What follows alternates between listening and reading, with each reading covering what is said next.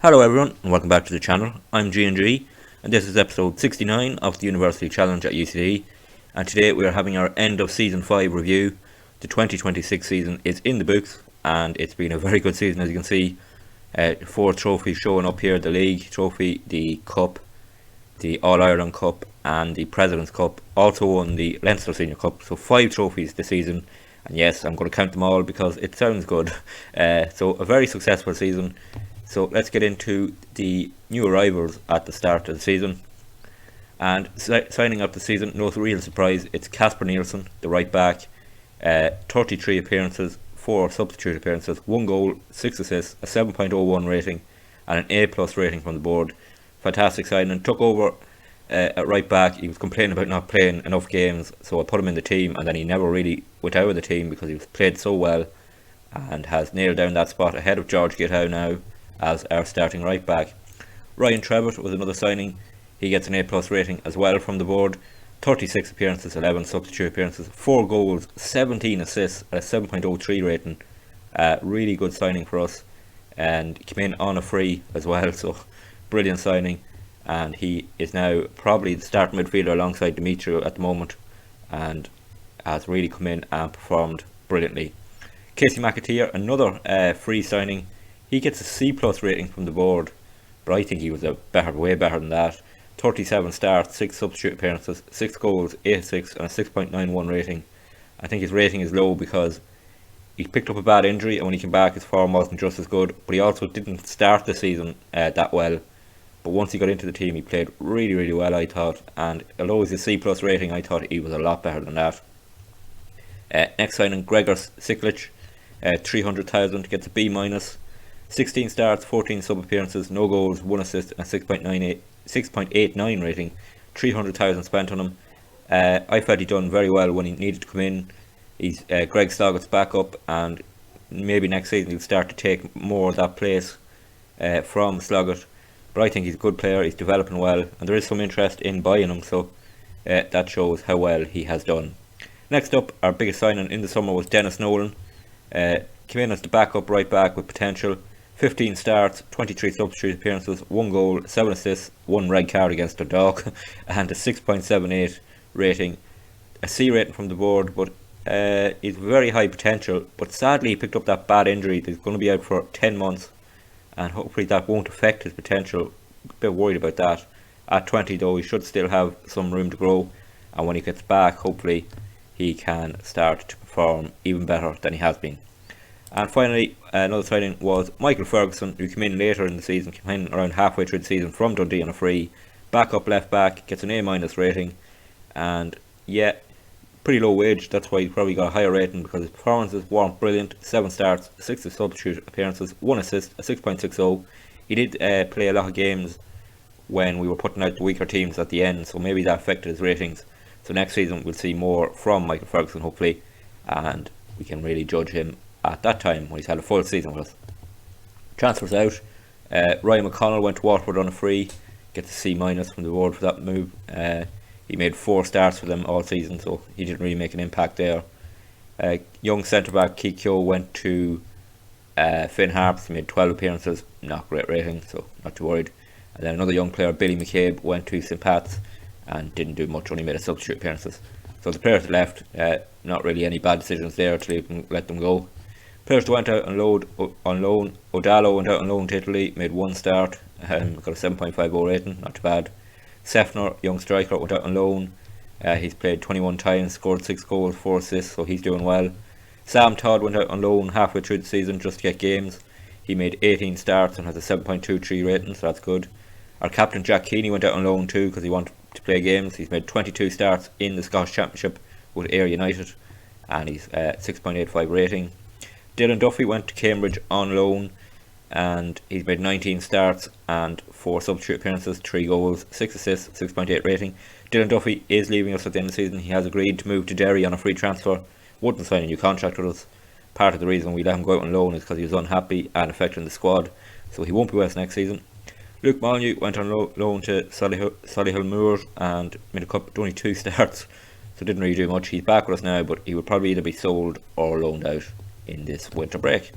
So we get to the season results, and start with the league, where we won the league by 14 points. Brilliant season, only 4 defeats all season, and one of them came after we'd won the championship. An A- rating from the board, and Tommy Lonigan, top scorer in the league again, 26 goals for him, back-to-back years as the Golden Boot winner in the Airtricity League, so that's good to see. Europa League, we were knocked out by Lugano 3-1 on aggregate, and that was really disappointing. That second leg, we had so many chances to get back level in the game, and then they scored later on. Yeah, really disappointing. Didn't miss their chances, and once again went out in the third qualifying round of the Europa League, so didn't make progress there. But in terms of the Conference League, we did make progress, got back into the league phase, and won a number of brilliant games in that. We bet Galatasaray 3-2 away from home. That was a huge result for us, probably our biggest European result. And sadly lost the last game to Hearts, which meant we dropped out of the automatic advancement to the last 16. But we finished 10th with 11 points, our best Conference League so far. Keane Murphy with 5 goals, top score, a C+ rating from the board, very demanding in Europe. So we have that to look forward. Again, at the start of next season, we'll have the playoff for the round of 16 in the Conference League. All Ireland champions, we won that against Glentoran, won the first leg 4-0, drew the second leg 1-1. Not really that important event, but it's another trophy for us and in the bag. Won the FAI Cup with that penalty shootout against Waterford in the final. B+ rating from the board, winning that. Keane Murphy again top scorer on this with 5 goals. And yeah, that was the league and cup double wrapped up with that win. And back-to-back cups for us, which is great. Really have been brilliant in the cup. We also won back-to-back Leinster Senior Cups, beating Pats in the final. And yeah, great performance again from us to win that. We've won that now 2 years in a row, another trophy in the bag. And another competition that we've completely dominated in recent years is the President's Cup, the curtain raiser for the season. Bet Derry in the final again and won that, brought home the trophy, and that made it, as I said earlier, 5 trophies in total in the season. So a really brilliant season on the pitch for us. Our biggest win of the season was the 5-1 cup win against Longford. Hat-trick Keane Murphy in that game, so that was a big win on our way to the cup success. Match to remember was our Europa League win against Marham of Finland, 3-2 away from home.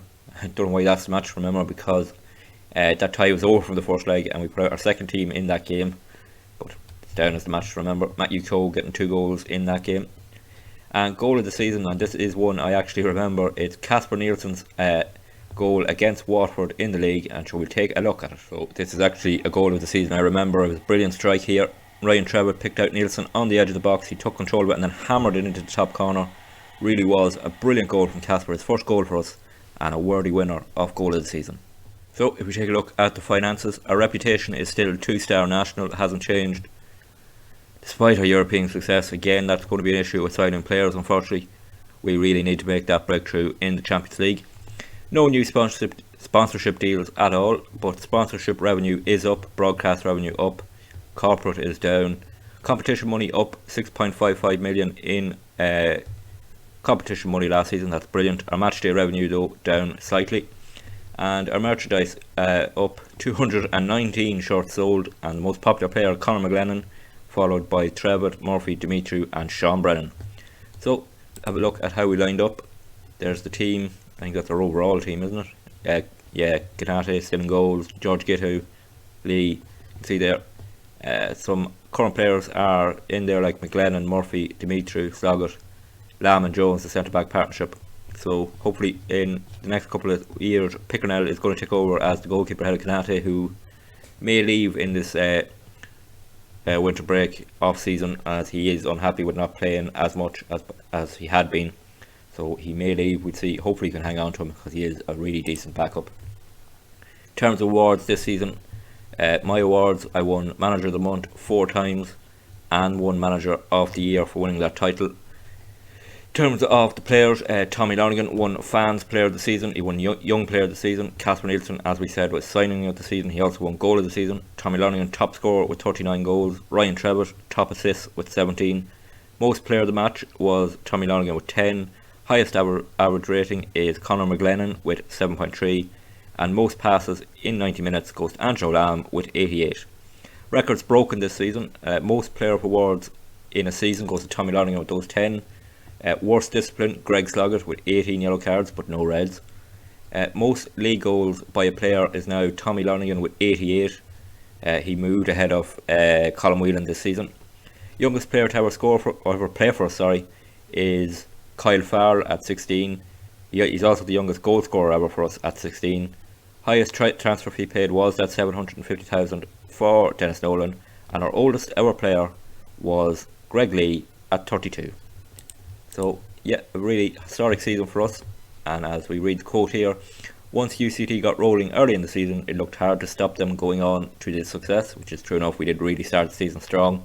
There's the 4 trophies we won, plus the Leinster Senior Cup, which is not showing there.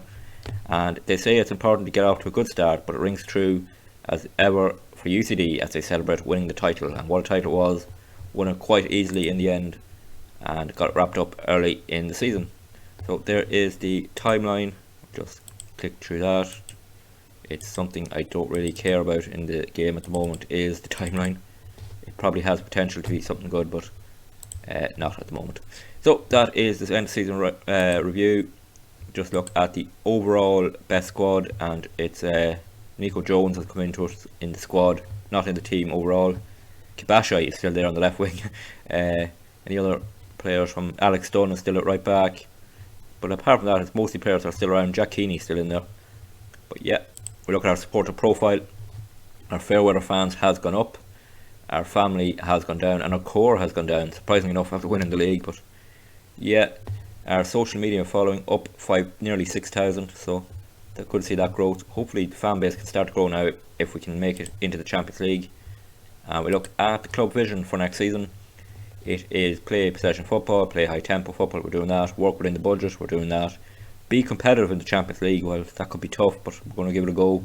Win the Electricity League, definitely the aim, and yeah, we'd be happy enough to accept that. So current vision accepted. Squad dynamics, we have 3 team leaders. They are Sean Brennan, Tommy Lonergan and Greg Sloggett. Jack Keeney would probably come in there when he comes back from loan, but we will be looking probably to sell him on. End of season team meeting, we'll do that short and see what the players want. Yeah, we'll talk about retaining the title. They love that, brilliant, lovely stuff. You want to drive break? Yeah, discuss promises when they come back. Yeah, whatever. Yeah, see them all. Sorry, I was just reading through the message. See them all when they come back, and leave that meeting. New season team report. You can see the 11. The assistant is picking has Malonga on the left, Key Murphy up front. We'll be looking to sign a striker again. Hopefully, we can get one in. But that really looks our strongest 11 is similar to the 11 we have at the moment. But of course, we will be trying to build a new squad.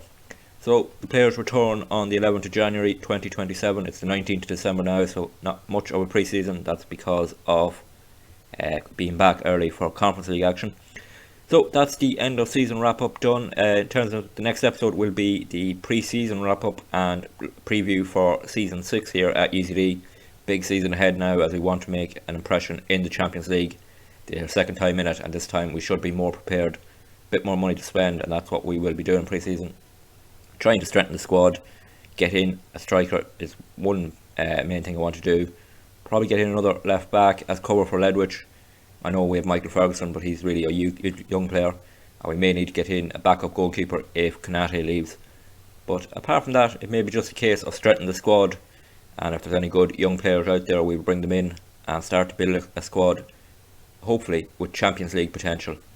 So if you did enjoy today's episode, please drop it a like. It'll really help it to be seen more, and YouTube hopefully to show it around more.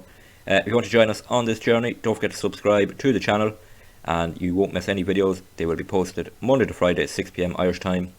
And if you've missed anything and want to catch up, there is a playlist on the channel and appears on the screen at the end of this video. So that's season 5 done and dusted. Next episode will be season 6 preview, but until then, please take it easy.